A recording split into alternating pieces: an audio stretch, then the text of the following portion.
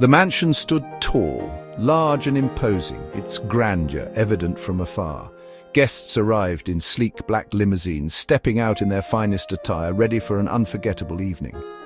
A night of elegance awaited them, filled with promise and anticipation. Inside, the air buzzed with excitement and the hum of lively conversations. Glittering chandeliers cast a warm, inviting light on the gathered crowd, adding to the opulent atmosphere. Laughter and animated conversation filled the room, creating a lively and joyous ambience. In one corner, a grand piano sat, its polished surface reflecting the room's elegance. A talented musician played a lively tune, their fingers dancing across the keys, enchanting the guests. This was truly a night to remember, filled with moments that would be cherished for years to come. The host, Mr. Beaumont, beamed at his guests, his joy evident as he welcomed each one personally. Known for his impeccable taste, he was a renowned collector of fine art, his collection admired by many.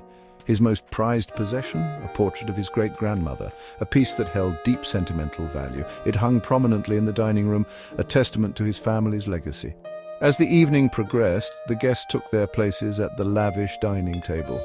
The table was laden with an array of exquisite food. Crystal glasses sparkled under the light and silverware gleamed, reflecting the opulence of the evening. The atmosphere was one of luxury and intrigue, a perfect blend for an unforgettable night. Dinner was a delight, filled with laughter and the clinking of glasses. Guests enjoyed the food, wine and company, savoring every moment of the evening. Mr. Beaumont regaled them with stories, his voice carrying the weight of history. He spoke of his ancestors, painting vivid pictures of their lives. He described the history of the mansion, each detail more fascinating than the last. But as the evening progressed, a chill settled over the room. An unsettling feeling creeping in. Mr. Beaumont's face went pale, his jovial demeanor vanishing in an instant. His eyes darted around the room, searching for something or someone. "The portrait, it's gone," someone exclaimed, breaking the silence. The room fell silent, eyes widened in disbelief, hearts pounding. The guests exchanged nervous glances, suspicion growing with each passing second.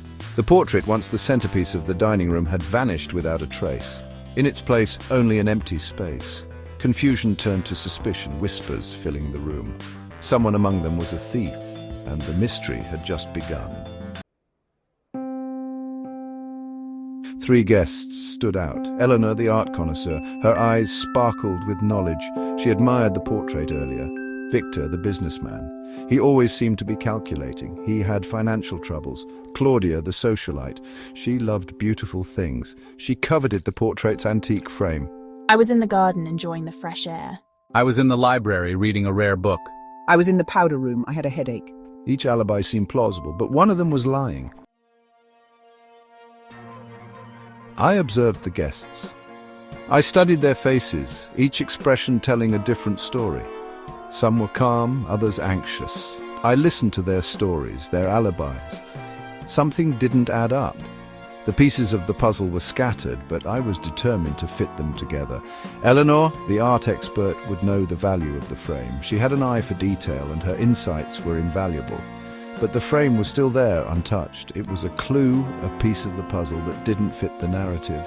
It was Victor who was lying. His nervous demeanor betrayed him. His eyes darted to the library door when questioned. He was protecting something, hiding a secret that was about to be unveiled. I revealed my deduction to the guests. The room fell silent as I laid out the evidence. The room gasped. Victor's face turned pale. The truth was out, and there was no denying it. He had indeed taken the painting. The empty frame was a silent witness to his crime. He hid it in the library, thinking it was the perfect hiding spot. He planned to sell it later to solve his financial woes. His financial troubles had driven him to theft. Desperation had clouded his judgment. The missing portrait was recovered. Victor was apprehended. The guests were astonished by the turn of events. I had solved the mystery. Another case closed, another puzzle completed, but the thrill of the chase, the delight of deduction, that was my true reward. The satisfaction of uncovering the truth was unparalleled. Until next time, dear readers, the game is always afoot. The game is always afoot.